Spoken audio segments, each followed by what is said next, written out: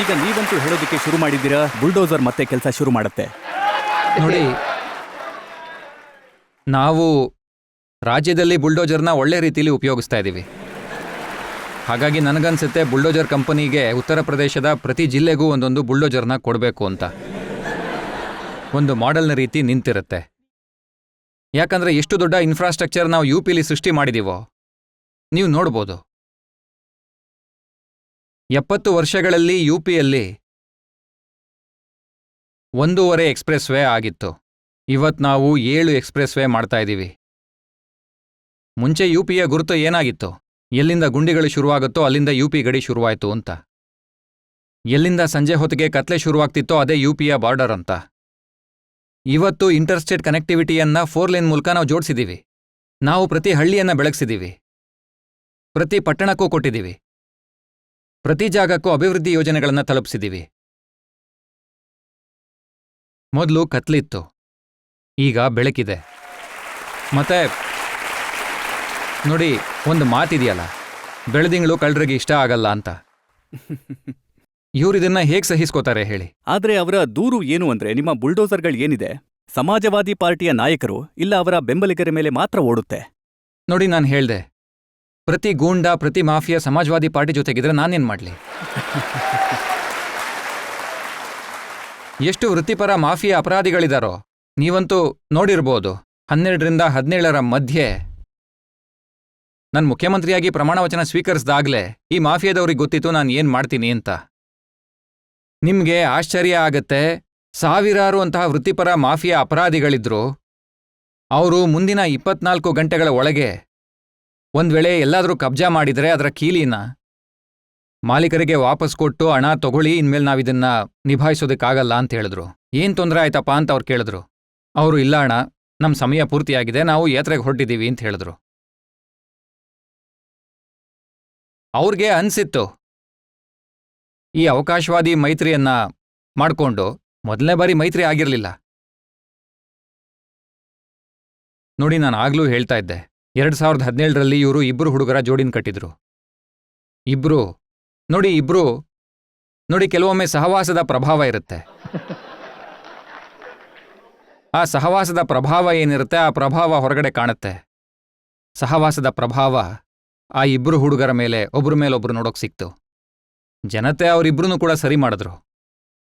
19ರಲ್ಲಿ ಯಾವಾಗ ಮಹಾಗಠಬಂಧನ್ ಮಾಡಿದ್ರೋ ನಾನು ಆಗ್ಲೂ ಹೇಳ್ತಿದ್ದೆ ಇವ್ರ ಕೈಲಿ ಏನೂ ಮಾಡಕ್ಕಾಗಲ್ಲ ಅಂತ. ಯಾಕಂದ್ರೆ ಏನು ಈ ಅವಕಾಶವಾದಿ ಘಟಬಂಧನ ಆಗಿದೆಯೋ, ಚುನಾವಣೆಯ ನಂತರ ಇವರು ಒಬ್ರನ್ನೊಬ್ರು ಬೈತಾರೆ ಅಂತ. ನೋಡಿ, ಈ ಮಾತನ್ನ ವಿಧಾನಸಭೆಯಲ್ಲೂ ನಾನು ಹೇಳಿದ್ದೆ, ಆ ಘಟಬಂಧನ ಮಾಡಿದಾಗ್ಲೂ ಇದೇ ಮಾತನ್ನ ಹೇಳಿದ್ದೆ, ಇನ್ನೊಮ್ಮೆ ಕೂಡ ಇದೇ ಮಾತನ್ನ ನಾನು ಹೇಳ್ತೀನಿ. ನೋಡಿ, ಆ ಮಹಾಗಠಬಂಧನ ಆದಾಗ ನನ್ನನ್ನ ಕೇಳಿದ್ರು, ಪಾರ್ಟಿ ಕಡೆಯಿಂದ ಕೇಳಿದ್ರು ಹೇಗಿರ್ಬೋದು ಅಂತ. 80% ಸೀಟ್ಗಳನ್ನ ಭಾರತೀಯ ಜನತಾ ಪಾರ್ಟಿ ಗೆಲ್ಲುತ್ತೆ ಅಂತ ಹೇಳಿದ್ದೆ, 20% ಇವರಲ್ಲೇ ಹಂಚಿಕೊಳ್ತಾರೆ ಅಂತನೂ ಹೇಳಿದ್ದೆ. ಆದ್ರೆ ಈ ಘಟಬಂಧನದ ಅದೃಷ್ಟ ಅಂದ್ರೆ, ನಾವು ಈ ರಾಜ್ಯದ ಅಧಿಕಾರದಲ್ಲಿರೋದ್ರಿಂದ ಯಾವುದೇ ಸ್ಟೇಟ್ ಗೆಸ್ಟ್ ಹೌಸ್ ಪ್ರಕರಣ ಆಗೋದಕ್ಕೆ ಬಿಡ್ಲಿಲ್ಲ. ನೀವು ನೋಡಿ, ಈ ಸಣ್ಣ ಪುಟ್ಟ ಜನರೆಲ್ಲ ಸೇರ್ಕೊಂಡು ಭಾರತೀಯ ಜನತಾ ಪಾರ್ಟಿ ವಿರುದ್ಧ ಒಂದು ಘಟಬಂಧನ ಕಟ್ಕೊಂಡು ಮತ್ತೆ ಜಾತಿ ರಾಜಕಾರಣದ ಮೈತ್ರಿ ಪ್ರದರ್ಶಿಸೋಕೆ ಪ್ರಯತ್ನ ಪಡ್ತಾ ಇದ್ರಲ್ಲ.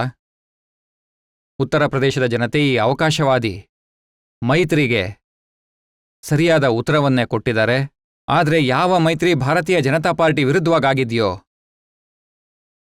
ಚುನಾವಣೆಯ ನಂತರ ಒಬ್ಬರ ಮೇಲೊಬ್ರು ಆರೋಪ ಮಾಡ್ತಾರೆ. ಇವ್ರ ಮಧ್ಯೆನೇ ಒಳ ಜಗಳಗಳು ಶುರುವಾಗುತ್ತೆ, ಕೆಲವು ಕಡೆ ಹೊಡೆದಾಟಗಳೂ ಆಗತ್ತೆ. ಆಮೇಲೆ ಒಬ್ಬರ ಮೇಲೊಬ್ರು ಆರೋಪ ಪ್ರತ್ಯಾರೋಪಗಳನ್ನು ಕೂಡ ಮಾಡ್ತಾರೆ. ಯಾಕಂದ್ರೆ ಅವರಲ್ಲಿ ಅರ್ಧಂಬರ್ಧ ಕಲ್ತಿರೋ ಕುಸ್ತಿ ಪೈಲ್ವಾನ್ರೆ ತುಂಬ ಹೋಗಿದ್ದಾರೆ. ಮತ್ತೆ ಅವರೆಲ್ಲರೂ ಕೂಡ ಇಂಥ ಕೆಲಸಗಳನ್ನೇ ಮಾಡ್ತಾರೆ. ನೀವು ಯೋಚನೆ ಮಾಡಬೇಡಿ, ನಾವು ಪೂರ್ಣ ಪ್ರಬಲರಾಗಿ ಇವುಗಳನ್ನ ನೋಡ್ತೀವಿ.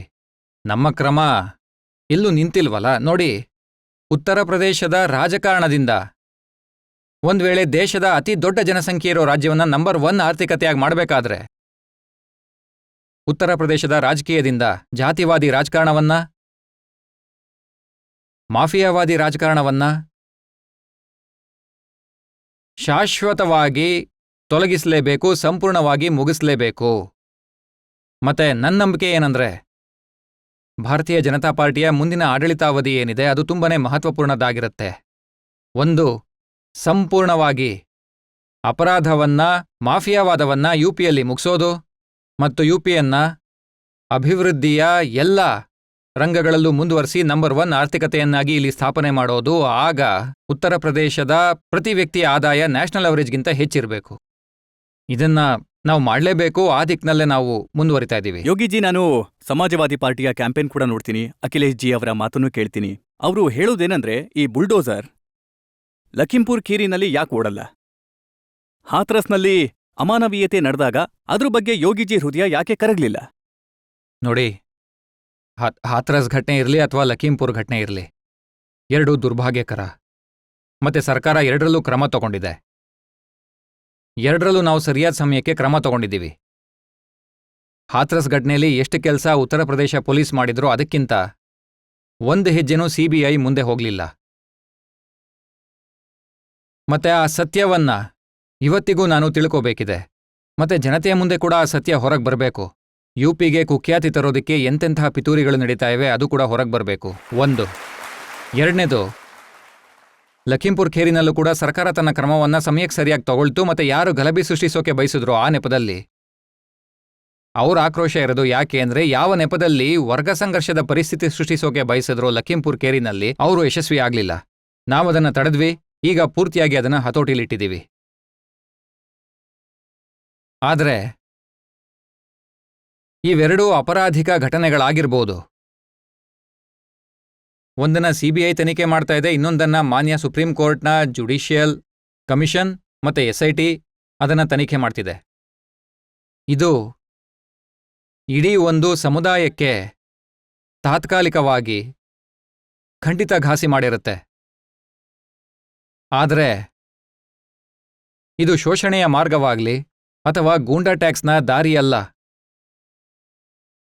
ಉತ್ತರ ಪ್ರದೇಶದಲ್ಲಿ ವೃತ್ತಿಪರ ಮಾಫಿಯಾಗಳು ಅಧಿಕಾರದ ಭಾಗವಾಗಿದ್ರು, ಅರಾಜಕತೆ ಹರಡ್ತಾ ಇದ್ರು, ಗೂಂಡಾಗಿರಿ ಮಾಡ್ತಾ ಇದ್ರು, ಸಾರ್ವಜನಿಕ ಸಂಪತ್ತನ್ನ ಕಬ್ಜಾ ಮಾಡ್ತಿದ್ರು, ಬಲವಂತವಾಗಿ ಬಡವರಿಂದ ಕಸಿದ್ಕೊಳ್ತಿದ್ರು. ಬುಲ್ಡೋಜರ್ ಇರೋದೇ ಅವ್ರಿಗಾಗಿ. ಅದರ ಉಪಯೋಗ ಕೂಡ ಚೆನ್ನಾಗೇ ಆಗತ್ತೆ. ಆದ್ರೆ ನಾನು ಯೋಚಿಸ್ತಾ ಇದ್ದೀನಿ, ಆರೋಪಗಳಲ್ಲಿ, ಯೋಗಿಜಿ ಆತಂಕವಾದಿಗಳು ಅಂತಾರೆ. ನೋಡಿ, ಆತಂಕವಾದಿ ಯಾರು ಯಾರಲ್ಲ ಅನ್ನೋದು ಎಲ್ಲರಿಗೂ ಗೊತ್ತಾಗಿದೆ. ಆತಂಕವಾದಿ ಘಟನೆಗಳು ಎಷ್ಟು ನಡೆದಿದೆಯೋ 2003ರಿಂದ 2007ರವರೆಗಿನ ಸಮಾಜವಾದಿ ಪಾರ್ಟಿಯ ಆಡಳಿತದಲ್ಲಿ ನಡೆದಿದ್ದು. ಮತ್ತೆ ಈ ಆತಂಕವಾದಿಗಳ ಗೋರಖ್ಪುರದಲ್ಲೂ ಕೂಡ 2007-8ರಲ್ಲಿ ಸೀರಿಯಲ್ ಬ್ಲಾಸ್ಟ್ ಒಂದಾಗಿತ್ತು. ಬಾಬಾ ಗೋರಖ್ನಾಥ್ ಅವರ ಕೃಪೆ, ಯಾವುದೇ ವ್ಯಕ್ತಿ ಅದಕ್ಕೆ ಬಲಿ ಆಗ್ಲಿಲ್ಲ. ಇಲ್ಲಾಂದ್ರೆ ಗೋರಖ್ಪುರ್ನ ನಡಗ್ಸೋಕೆ ಎಂಥ ಪಿತೂರಿ ನಡೆದಿತ್ತು ಅಂದ್ರೆ ನೋಡಿ. ಅದೇ ರೀತಿ ಅಹಮದಾಬಾದಲ್ಲೂ ಕೂಡ ಆಗಿತ್ತು. ಸೀರಿಯಲ್ ಬ್ಲಾಸ್ಟಲ್ಲಿ 56 ಜನ ಸಾವನ್ನಪ್ಪಿದ್ರು ಅಹಮದಾಬಾದಲ್ಲಿ. ಕಾಶಿಯ ಸಂಕಟಮೋಚನ ಮಂದಿರದ ಮೇಲೆ ಉಗ್ರಗಾಮಿ ದಾಳಿ ನಡೆದಿತ್ತಲ್ಲ, ಅದರಲ್ಲಿ 12 ಜನ ಸಾವನ್ನಪ್ಪಿದ್ರು. ಕಚೇರಿಗಳ ಮೇಲಿನ ದಾಳಿಯಾಗಿತ್ತು. ಅಯೋಧ್ಯ, ಲಕ್ನೋ, ವಾರಣಾಸಿಯಲ್ಲಿ 15ಕ್ಕೂ ಹೆಚ್ಚು ವಕೀಲರು ಮತ್ತೆ ದೂರುದಾರರು ಅದಕ್ಕೆ ಬಲಿಯಾಗಿದ್ರು. ಹೀಗೆ ಬೇರೆ ಬೇರೆ ಜಾಗಗಳಲ್ಲಿ ಬ್ಲಾಸ್ಟ್ ಆಗಿತ್ತು. ಎಂಥ ನಾಚಿಗೇಡು ಅಂದ್ರೆ 2013ರಲ್ಲಿ ಸಮಾಜವಾದಿ ಪಾರ್ಟಿ ಎಲ್ಲ ಉಗ್ರಗಾಮಿಗಳ ಮೊಕದ್ದಮೆಗಳನ್ನ ವಾಪಸ್ ತಗೊಳ್ಳೋ ಕುತಂತ್ರ ಮಾಡಿತ್ತು. ಎಲ್ಲರ ಮೊಕದ್ದಮೆಗಳನ್ನ. ಮತ್ತೆ ಈಗ ಒಂದು ಉದಾಹರಣೆ ಅಷ್ಟೇ. ಒಂದು, ಇವರ ಆಡಳಿತಾವಧಿಯಲ್ಲಿ ನಡೆದಂತಹ ಈ ಭಯೋತ್ಪಾದಕ ಘಟನೆಗಳು. ಎರಡನೇದು, ಉಗ್ರಗಾಮಿಗಳ ಮೇಲಿರೋ ಮೊಕದ್ದಮೆಗಳನ್ನ ವಾಪಸ್ ತಗೊಳ್ಳೋ ದುಸ್ಸಾಹಸ. ಮೂರನೇದು, ಅಹಮದಾಬಾದ್ನಲ್ಲಿ ನಡೆದಂತಹ ಸೀರಿಯಲ್ ಬ್ಲಾಸ್ಟ್ನ ಉಗ್ರಗಾಮಿಗಳಿಗೆ ಗಲ್ಲು ಶಿಕ್ಷೆಯಾಗಿದ್ದು ಮತ್ತು ಆ ಗಲ್ಲು ಶಿಕ್ಷೆ ಪಡೆದಿರೋ ಒಬ್ಬ ಉಗ್ರಗಾಮಿಯ ನಂಟು ಸಮಾಜವಾದಿ ಪಾರ್ಟಿಯ ಜೊತೆಗೂ ಕೂಡ ಇದೆ. ನೋಡಿ, ಕೇವಲ ಅಹಮದಾಬಾದ್ನ ಘಟನೆ ಮಾತ್ರ ಅಲ್ಲ, ಜೊತೆಗೆ ದಿಲ್ಲಿಯ ಬಟಾಲಾ ಹೌಸ್ನ ಘಟನೆ ಕೂಡ ನಡೆದಾಗ ಆ ಬಟ್ಲಾ ಹೌಸ್ ಘಟನೆ ವಿಷಯದಲ್ಲೂ ಕೂಡ ನೀವು ನೋಡಿರಬಹುದು. ಅಲ್ಲಿನ ಉಗ್ರಗಾಮಿ ಮೊಹಮ್ಮದ್ ಸೈಫ್ ಏನಿದ್ದ, ಅವನ ಒಬ್ಬ ಸಹೋದರ ಅಲ್ಲಿನ ಘಟನೆಗೆ ಜವಾಬ್ದಾರಿಯಾಗಿದ್ದ. ಆಮೇಲೆ ಅವನು ಸಿರಿಯಾಗ್ ಓಡ್ಹೋದ. ಆಜಂಗಢ್ಗೆ ಸೇರಿದ ಜನ, ಸಂಜರ್ಪುರದ ಜನ, ಅಂದ್ರೆ ಈ ರೀತಿಯ ಪರಿಸ್ಥಿತಿ ಇವ್ರದಾಗಿತ್ತು. ಇಡೀ ಪ್ರಕರಣವನ್ನ ಗಮನಿಸಿದ್ರೆ ನೋಡಿ 38 ಜನರಿಗೆ ಗಲ್ಲು ಶಿಕ್ಷೆ ಆಯ್ತು, ನೀವು ಒಬ್ಬನ್ನ ಹುಡುಕಿ ಸಮಾಜವಾದಿ ಪಾರ್ಟಿಯವನು ಅಂತ ಹೊರಗೆ ತಂದ್ರಿ. ನೋಡಿ, ಪ್ರಶ್ನೆ ಏನಂದ್ರೆ, ಯಾವುದೇ ರಾಜಕೀಯ ಪಕ್ಷ ರಾಷ್ಟ್ರೀಯ ಭದ್ರತೆಯನ್ನ ಅದು ಕಡೆಗಣಿಸ್ತಾ ತನ್ನ ವೋಟ್ ಬ್ಯಾಂಕ್ ಅನ್ನ ರಾಷ್ಟ್ರೀಯ ಭದ್ರತೆಯನ್ನ ಒತ್ತೆ ಇಟ್ಟು ಮಾಡೋಕ್ ಬಯಸಿದ್ರೆ ನನ್ಗನ್ಸುತ್ತೆ ಈ ದೇಶ ಅದನ್ನ ಒಪ್ಕೋಬಾರ್ದು, ಯಾವತ್ತೂ ಕೂಡ ಒಪ್ಕೋಬಾರ್ದು ಅಂತ. ರಾಜಕಾರಣ ನಡೆಯುತ್ತೆ, ದೇಶ ಉಳಿದ್ರೆ ರಾಜಕಾರಣ ಮಾಡೋಕ್ ಸಾಧ್ಯ. ಆದ್ರೆ ದೇಶನ ಬಲಿಕೊಟ್ಟು ರಾಜಕೀಯ ಮಾಡುವಂಥ ಯಾವುದೇ ಕೃತ್ಯವನ್ನ ಯಾರೂ ಮಾಡಬಾರ್ದು, ದೇಶದ ಅಸ್ತಿತ್ವಕ್ಕೆ ಧಕ್ಕೆ ಬರುತ್ತೆ.